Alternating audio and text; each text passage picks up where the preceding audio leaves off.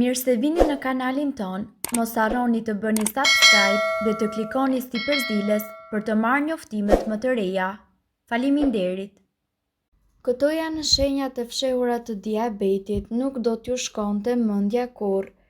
Ne po ju listojmë në këtë video simptomat më të zakonshme të cilat tregojnë se ju keni diabet, por para se të dilni në përfundime, kontaktoni me mjekun tuaj për të vërtetuar nëse keni diabet apo jo. Jeni shumë të etur dhe urinoni shpesh. Etja e tepërt dhe njëkohësisht urinimi i shtuar janë shenja dhe simptoma të zakonshme të diabetit. Kur keni diabet, glukoza fillon edhe grumbullohet në gjak, prandaj veshkat janë të detyruara të punojnë më tepër për të filtruar dhe për të thithur glukozën. Ndërkohë, sipas informacioneve, etja e shtuar mund të jetë gjithashtu një tregues i niveleve të larta të glukozës në gjak. Humbje e pashpjegueshme në peshë. Insulina është një hormon i cili e lejon trupin tuaj të përdorë glukozën ose sheqerin për energji.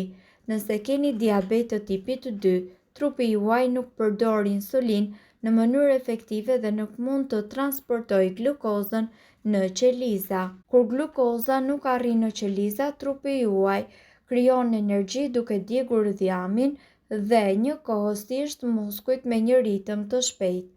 Dhe kjo shkakton humbje të pashpjegueshme të peshës.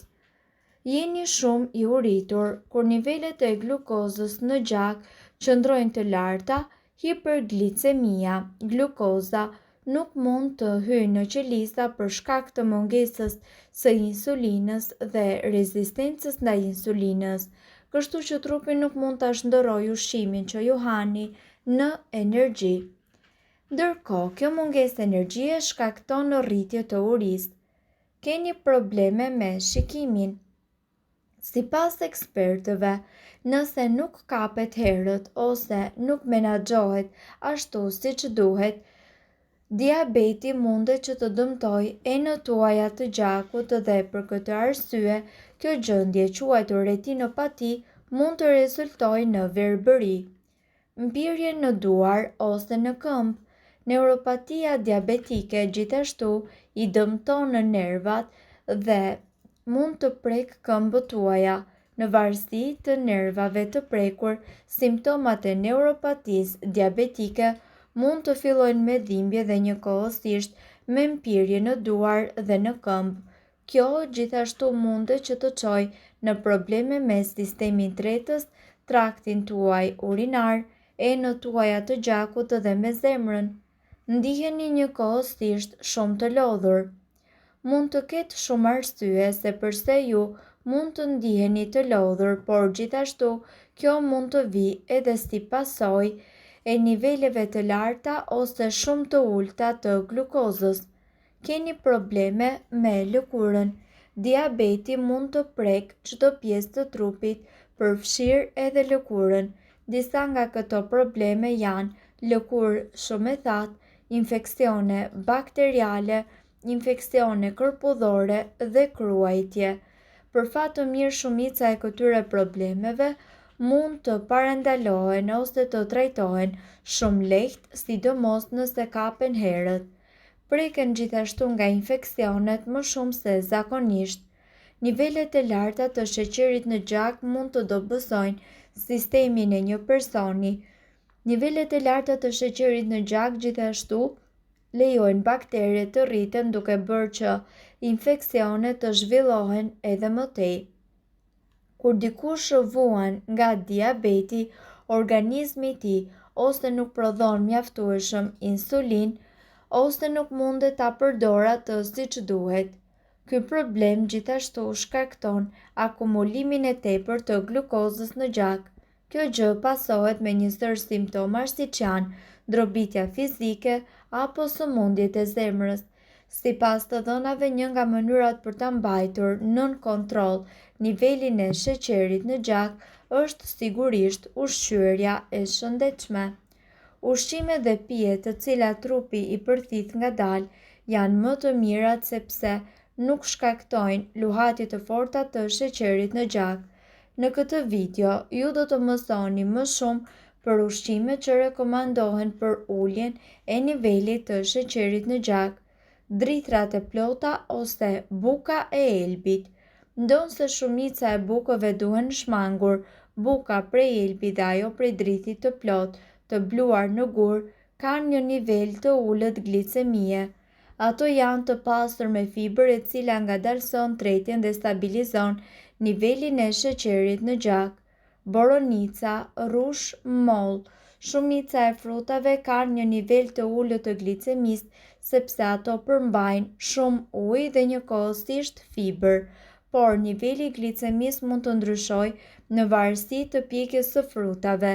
Lëngjet e frutave për shembull kanë një nivel të lartë glicemie sepse shtrydhja largon fibrën dhe në lëng mbetet vetëm sheqeri.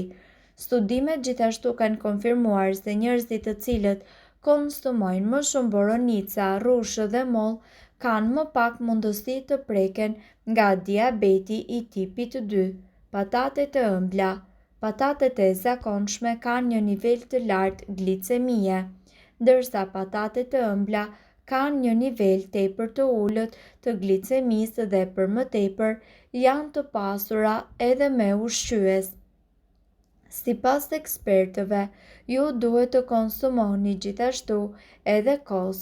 Kosi është i vetmi produkt bulmeti i cili gjithashtu ul rrezikun e shfaqjes së diabetit dhe sipas ekspertëve, kosi i bërë në shtëpi ka një nivel fare të ulët të glicemisë dhe mbi të gjitha është i shëndetshëm. Tërshëra. Sipas të dhënave, tërshëra ka një nivel të ulët të glicemisë dhe ka pak gjasa që të shkaktojë luhatje të nivelit të sheqerit në gjak. Gjithashtu, tërshëra përmban edhe B-glukan. Kjo substancë nga ana tjetër rrit ndjeshmërinë ndaj insulinës dhe gjithashtu ndihmon në mbajtjen nën kontroll të glicemisë dhe ul yndyrat në gjak. Megjithatë, diabetikët duhet të mos e teprojnë me tërshërën sepse ajo përmban edhe karbohidrate. Shumica e arrorëve. Arrorët janë të pasur me fiber dhe gjithashtu kanë një nivel të ulët glicemie prej 9.55. Ato janë gjithashtu të pasur me proteina, bazë bimore, acide yndyrore mono të pangopura, antioksidant, vitamina dhe minerale si magnezi dhe kaliumi. Arrorët gjithashtu duhen konsumuar pa e tepruar dhe në variantin e tyre të papërpunuar. Arrorët duhen konsumuar gjithashtu veçanërisht në mëngjes pasi efektet e tyre janë edhe më të larta. Hudhra. Hudhra ndihmon në uljen e nivelit të sheqerit në gjak dhe përmirëson ndjeshmërinë ndaj insulinës dhe sekretimin e saj. Hudhra rekomandohet të hahet e freskët sepse ushqyesit e saj janë të dobishëm. Peshqit. Peshqit nuk kanë nivel glicemie dhe ato janë të shëndetshëm për diabetikët. Merluci i rritur në ujëra të ftohta është veçanërisht i rekomanduar për diabetikët dhe për personat të cilët janë të rrezikuar prej tij. Prandaj gjithmonë siguroni të konsumoni ushqime të shëndetshme në varësi të shëndetit tuaj. Mirëpo duhet të dini, informacionet në këtë video kanë për qëllim të plotësojnë dhe të mos zëvendësojnë këshillat e mjekut tuaj dhe nuk kanë për qëllim të mbulojnë të gjitha përdorimet e mundshme, masat paraprake, ndërveprimet ose efektet negative. Informacionet në këtë video mund të mos i përshtaten rrethanave tuaja shëndetësore, prandaj para përdorimit konsultohuni me mjekun tuaj. Nëse doni të dëgjoni video tona që ne postojmë çdo ditë, kliko subscribe. Ju ftojmë gjithashtu të bëni like në video tona nëse i keni dëgjuar dhe pëlqyer ato. Faleminderit që e pat videon ton. Shpërndajeni këtë video në profilin tuaj në mënyrë që të informohen edhe shokët tuaj. Faleminderit.